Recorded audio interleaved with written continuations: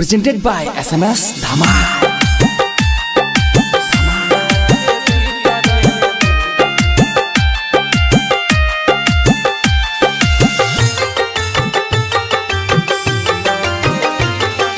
Doctor से हमरा चल रे पाता, सीना के भीतर में दिल दुबराता।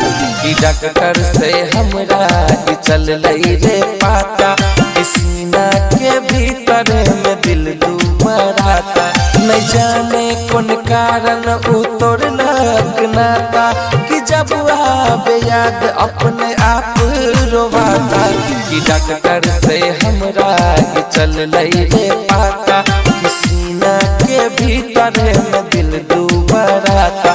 न जाने कौन कारण उतर लगनाता, कि जब आवे याद अपने आप रोवाता। कि डॉक्टर से हमरा चल रे पाता, सीना के भीतर में दिल दुबराता।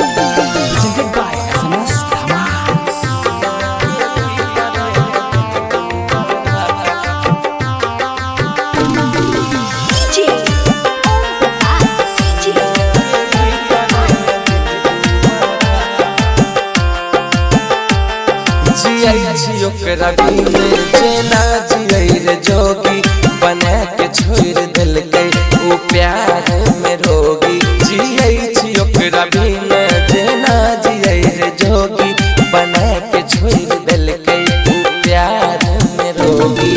रखने छलो दिल के मंदिर में बसा के, मन मोह लेलक हमर रे हंसा हंसा के। मन मोह लेलक हमर रे हंसा हंसा के। हो इश्क के नाम से मन घबराता, सीना के भीतर में दिल दुबराता।